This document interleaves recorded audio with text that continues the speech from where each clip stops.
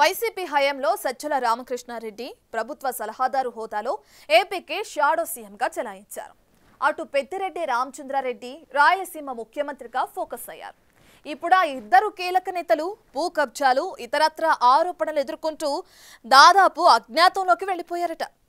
ప్రభుత్వ విచారణలు వేగవంతం అవుతుండడంతో కేసుల భయంతో ఆ వైసీపీ నాయకులు ఎప్పుడేం జరుగుతుందో అని బిక్కుబిక్కుమంటున్నారట.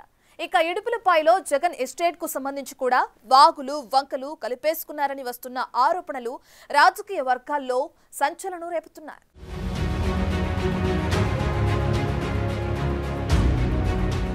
జగన్ 5 ఏళ్ల పాలనలో వేలాది ఎకరాల ప్రభుత్వ భూములను వైసీపీ నేతలు కబ్జా చేసేశారు. గత వైసీపీ ప్రభుత్వ హయాంలో అధికారాన్ని అడ్డం పెట్టుకుని రెవెన్యూ, రిజిస్ట్రేషన్ల శాఖల ద్వారా భూములను కైవసం చేసుకున్నారు. కొందరైతే నకిలీ పత్రాలు సృష్టించి తమ ఖాతాలు వేసుకున్నారు. ఉమ్మడి కడప జిల్లాలోని బద్వేలు నియోజకవర్గంలోని దాదాపు 2000 కోట్ల విలువైన భూములను కాజేశారనే ఆరోపణలు వెల్లువెత్తున్నాయి.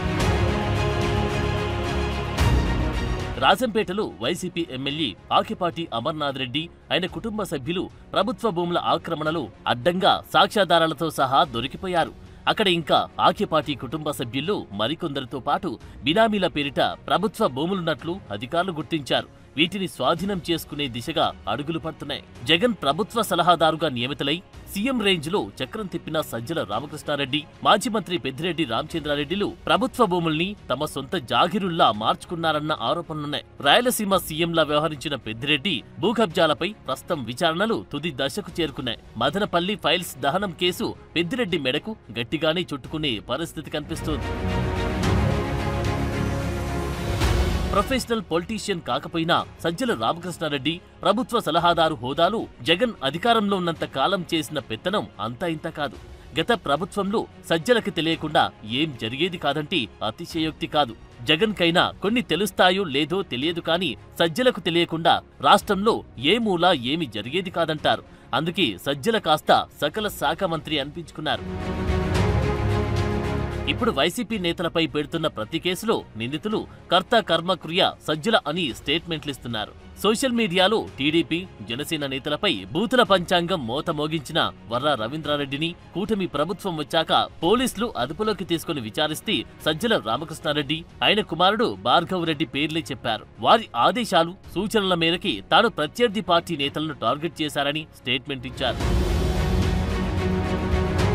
వైసీపీ నేత సినీ నటుడు పోసాని కృష్ణమురళి ప్రస్తుతం అరెస్టై ఎప్పుడు ఏ జైల్లో ఉంటారు అంతుపట్టకుండా తిరుగుతున్నారు. చంద్రబాబు, లోకేష్, పవన్ కళ్యాణ్లతో పాటు వారి కుటుంబాలపై కూడా ఇష్టమొచ్చినట్లు నోరు పారేసుకున్న పోసాని కృష్ణమురళి పోలీసుల విచారణలో సజ్జల రామకృష్ణారెడ్డి రాసిచ్చిన స్క్రిప్ట్లే తాను చదివానని, తన బూతుల దండకాన్ని సజ్జల భార్గవ్ రెడ్డి సోషల్ మీడియాలో పోస్ట్ చేయించి వైరల్ చేయించాడని చెప్పి ఆ తండ్రి కొడుకుల్ని గట్టిగాని ఇరికించారు.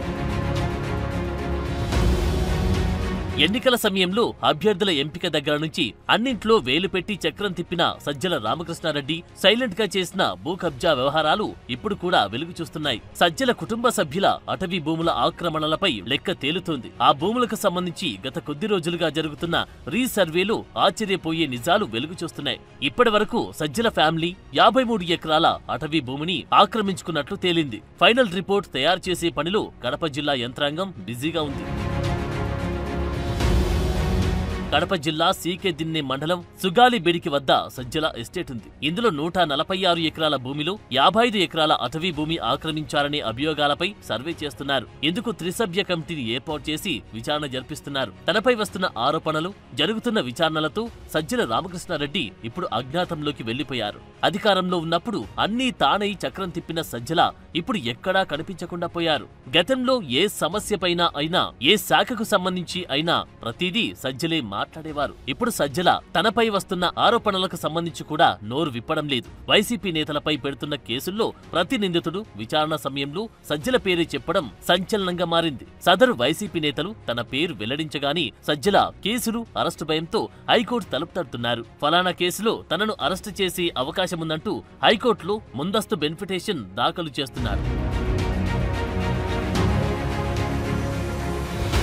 వైసీపీ ఓటమికి కారకుడు సజ్జలే అని పరాజయం తర్వాత పలువురు వైసీపీ నేతలు బహిరంగంగానే విమర్శించారు. ఇప్పుడు కేసులకు సంబంధించి కూడా సజ్జల పేరు ఫోకస్ అవుతుండడం హాట్ టాపిక్ గా మారింది. అది అలా ఉంటే ఇడుపులపాయలో జగన్ ఎస్టేట్ కి సంబంధించి కూడా ఆరోపణలు వెల్లువెత్తున్నాయి. ప్రభుత్వ భూములతో పాటు వాగులు, వంకలు కూడా ఇడుపులపాయ ఎస్టేట్లు కల్పేసుకున్నారన్న ఆరోపణలపై విచారణకు ప్రభుత్వం సిద్ధమవుతుందట.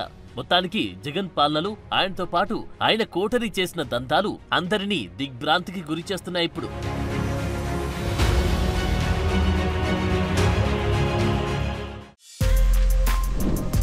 For more videos like this, subscribe Big TV channel.